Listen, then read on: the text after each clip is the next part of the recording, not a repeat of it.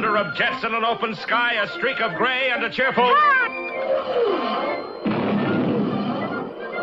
A loop, a whirl, and a vertical climb, and once again you'll know it's time for the adventures of Rocky and Bullwinkle and friends.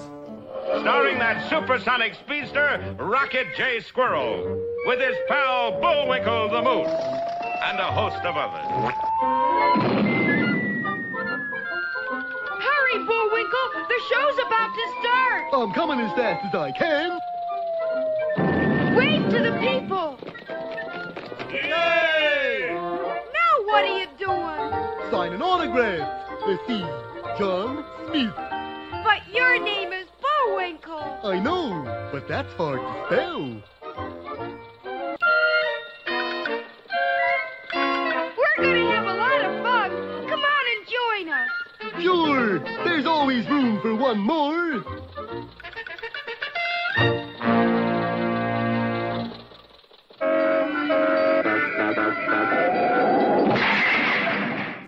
Well, it looks as if Frostbite Falls is really on the way to becoming a big town. For the tiny Minnesota hamlet can now claim its own movie theater, the Frostbite Falls Bijou Theater and Pet Shop.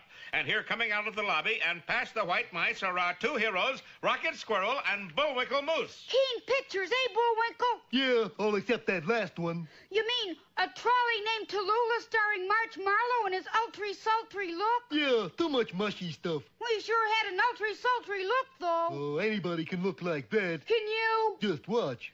Well, look here, Stella. Things are gonna be done my way. I'm not at all. You understand, Stella? That didn't look very ultry-sultry to me. But as fate would have it, Bullwinkle had inadvertently opened a cage full of white mice, and at that instant they were spotted by two nearby girls. Ow! What? Gee, you just looked at them and they fainted. I told you I got an ultry-sultry look. Boy, try it again. Okay. Well, they got a thing here they call a Napoleonic Code, Stella, and... That's pretty sensational, Rock. I didn't know you had it in you, Bullwinkle. Me neither. It just sort of oozed out. You're as good as March Marlowe. Who's he? Try it one more time, just to make sure. Well, I hate to give it away for free, but okay. It's gonna be you and me all the way, Stella, honey. But by this time, the mice were all gone, and this lady's reaction was different.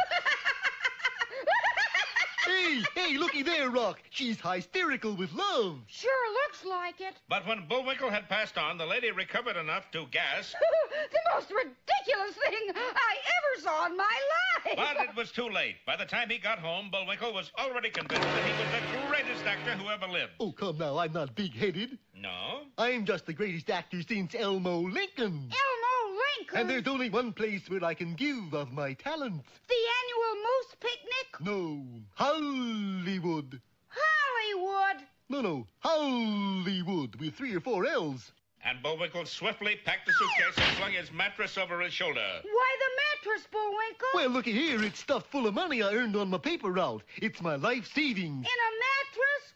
Why don't you use a safe deposit box? My feet hang over the edge. Not to sleep on, to keep your money in. 'Cause when you put it in a bank, you can't take it with you, and I'm going. Well, I think it's just silly. You go on if you want to. I'm going to stay here. Tut, Rocket J. Squirrel. Who are you? I'm your conscience. You can't let Bullwinkle go. Why not? Think of your friendship. Well, think of your years together. Well, think of the plot. Yeah, that's right. Okay, I'll do it. I'll go along to keep him out of trouble. You should live so long. And so a short while later, Rocky and Bullwinkle stood together at the railroad ticket counter. That'll be 91.60, Bullwinkle. Right. Got it right here.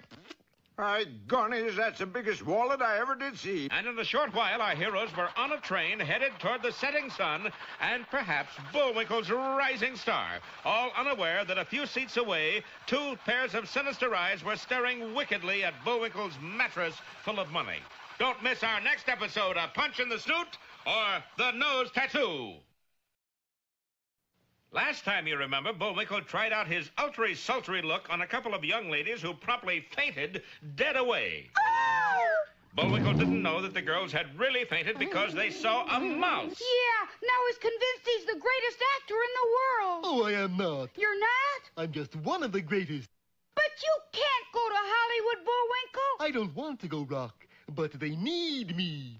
You ought to be in pictures. Oh, isn't that terrible? You were born to be kissed. Come on now, Bullwinkle, you're not serious. Just watch me. And snatching up a mattress full of money earned from his paper route, the movie-struck moose had left the cottage. Wait up, Bullwinkle. You're my buddy. I gotta go along with you. Yeah, noblesse oblige, eh, Rock? What's that mean? I don't know, I just made it up. Now our boys are on their way to California, unaware that Bullwinkle's mattress full of money is the target of 2 pairs of sinister eyes belonging to... Oh, no, it isn't. Oh, it can't be. Say the name. Boris and Natasha. Ta-da! Then we steal mattress, Boris. No time like the president, Natasha. Look, we're coming to tunnel. When it gets dark, we grab mattress and make a run for it, okay? Okay. And as our heroes sat unsuspecting, the train plunged into a dark tunnel. Now, Natasha. Hey, what's going on? Yeah, who are you? I'm Bullwinkle. Not you. I'm still Bullwinkle. I got it, Natasha. Let's go. But Boris... Don't argue. Let's get out of here. And as the train emerged from the tunnel, Boris chuckled gleefully. Well, here it is, Natasha, right over my shoulder. I certainly am. Natasha, it's you. Boris, how could you mistake me for a mattress? Can I help it if you put on weight? Boris, we missed our chance. Silly girl. Remember old Pennsylvanian proverb. We have only begun to fight. Darling, that was said by American John Paul Jones. We invented John Paul Jones. Oh. Well, our boys weren't bothered for the rest of the trip and finally arrived safe and sound in the movie capital of the world. Hollywood, here I am. Nobody seems to care very much, Bullwinkle. But Rocky was wrong. Somebody cared a lot. Welcome. Welcome to Hollywood, stranger. Well, that's better. We greet you with open hearts, darling. What would you like to buy? Bye.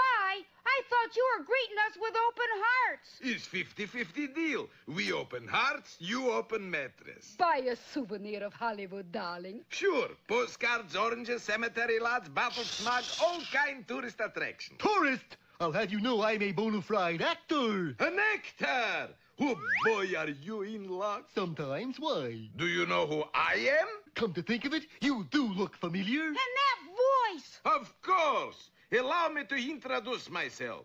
D.W. Grifter at your service. Not D.W. Grifter, the famous talent scout. Who else? Stick with me, booby. I'll make you a star. Cross your heart. Of course, doll baby. Just place your your fate in my hand. Yeah, hands. And the world will be at your feet. Yeah, hands and feet. You said it, sweetie. Now, why should Boris stand there patting Bullwinkle on the back? Looking for soft spot for the knife. Better not miss our next episode, Fun on the Freeway, or The Quick and the Dead. Well, Bullwinkle arrived in Hollywood to take the movie capital by storm. But so far, he hasn't even drizzled. With his mattress full of money, though, he was an immediate target for a talent scout named D.W. Grifter, who looked a lot like you-know-who. Stick with me, booby, and your name will be in lights. Oh, I can see it now. Me too. Bullwinkle J. Moose. Bullwinkle J. Moose. No. We need name with more zing. Bullwinkle J. Zing. No, wait. It's coming. What's coming, darling? Christmas, maybe? Possibly St. Swithin's Day. No, the name. Yes, I got it. Lay it on me. Craig Antler. Take it off me again. Craig Antler. Yes, can't you just see that name in light? Yeah, and it's got bigger bulbs, too. There's no time to lose. We got to get you in school right away. Cool. I knew there was a catch in this acting business. But first, let's settle my little fee. Fee. Yes, I take 10%. Of my salary? No, of your mattress. Well, the next day, a poorer but no wiser Bullwinkle, Please, Craig. Cragg, enrolled in the Thimmelrig School of Drama and Dance and awaited the appearance of his dramatic coach. I'm all a Twitter, Rock. Shh, I think he's coming. Hello. Allow me to introducing myself. Gregory Rat at your service. Well, let's get to work. You mean I got to go to school to learn how to act? Of course, it makes big difference. Look, here is picture of actor before and after lessons. Quite a difference, Bullwinkle. Yeah, this after picture looks great. You a nut or something? That's the before picture. You mean he looks like this on purpose? Believe me, it's the only way to crack showbiz. You've heard of the Method School of Acting? I think so. This is the shortcut version of the method. I call it the system. And the disguised Boris began to teach Bullwinkle the system. He took courses in elementary slouching, advanced slouching, T-shirt tearing, contemporary beards and how they grew, and theoretical and applied mumbling, all at the rate of $20 an hour. Boris was very happy. Look at that pile of frog skins, Natasha. Won't Moose catch on eventually, Boris? Catch on. Look at that face, Natasha. Yes, I guess you're right. But the villains hadn't counted on the intelligence of Bullwinkle's buddy, our hero, Rocket J. Squirrel. Bullwinkle, you look terrible. Yeah, isn't it great? When I get to be a complete mess, I graduate. But you're not learning anything. Not learning anything. Listen. What was that? That was my mumbling lesson for today. Pretty good, huh? Gee, Bet you couldn't understand a word, could you? No, and neither will anybody else. Nobody will ever give you an acting job. But at that moment, the door burst open and in strode a commanding figure. Hold it. Don't move a muscle. Can I tremble a little? Marvelous, sensational. He's just what I want. And who are you? You don't know me, you peasant? Who is he, Miss Fitz? Is the famous movie director, Alfred Hitchhike. Alfred Hitchhike? Yes. Way of watching him act. Meanwhile, our heroes, rumpled and dejected... That's Rocky and Bullwinkle. Oh, well. Anyway, they arrived late at the theater just as the picture was ending. Don't get too close, Rock. You'll get your feet wet. What do you mean? It's a pretty tragic tragedy, you know. So? So when these doors open, there's going to be a flood of tears. But when Bullwinkle opened the theater doors, he heard... Rocky! Rocky, they're laughing at the ending. And that's the saddest part. Yes, even the sight of Bullwinkle's plane being shot down in flames by a band of marauding Apaches... Even this didn't make the audience cry. Instead... Well, it seems that Bullwinkle had inadvertently produced the greatest laugh hit since Tilly's Punctured Romance. Last Angry Moose, smash hit. Atlantic Spot at box office. And here's my latest exclusive. To coin a phrase, a star is born. Yes, Bullwinkle's picture caused a sensation, all right. Almost as big as the sensation when its star, Crag Antler, disappeared. X-ray Crag Antler disappeared. Movie star in quick fade out. And here's my latest exclusive. To coin a phrase, a star is gone. Meanwhile, back in Frostbite Falls, Rocky was speaking to his pal who reposed on a brand new mattress full of brand new money. But gee, Crag. The name is Bullwinkle. Don't you want to be a famous comedian and make hilarious movies? Nope, it's just not fitting. What's not fitting? Well, you go to all that work and then people laugh at you. And so as the sun sinks slowly behind our threadbare plot, we leave our heroes. Be with us next time for the further adventures of Rocky the Flying Squirrel. This episode is over, but the very best of my collection is banned on YouTube. To see what you have been missing, go to archive.org and search for Gyro Screw Loose, and I'll see you there.